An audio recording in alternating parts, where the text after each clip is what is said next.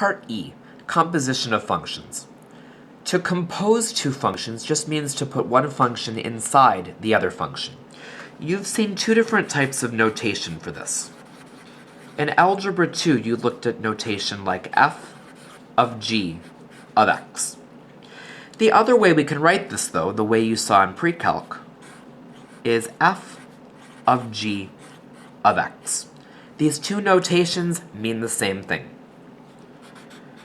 For example, if we have f of x equals 2x plus 3, and g of x equals x squared minus 1, I want to find f of g of x.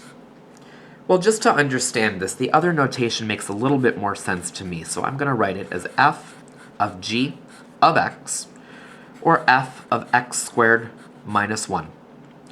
I'm going to plug this x squared minus 1 into the f function where the x was, and I'm going to say 2 times x squared minus 1 plus 3, or 2x squared minus 2 plus 3, or 2x squared plus 1. F of g of x is 2x squared plus 1. Keeping those same two functions, f of x equals 2x plus 3, and g of x equals x squared minus 1, I want to now look at g of f of x. And again, writing it in the other notation just to make a little more sense out of this, it's asking for g of f of x. This is g of 2x plus 3, which should equal 2x plus 3 in parentheses squared minus 1.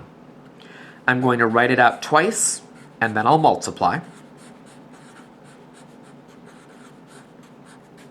This gives me 4x squared plus 6x plus 6x plus 9 minus 1, 4x squared plus 12x plus 8. G of f of x was 4x squared plus 12x plus 8.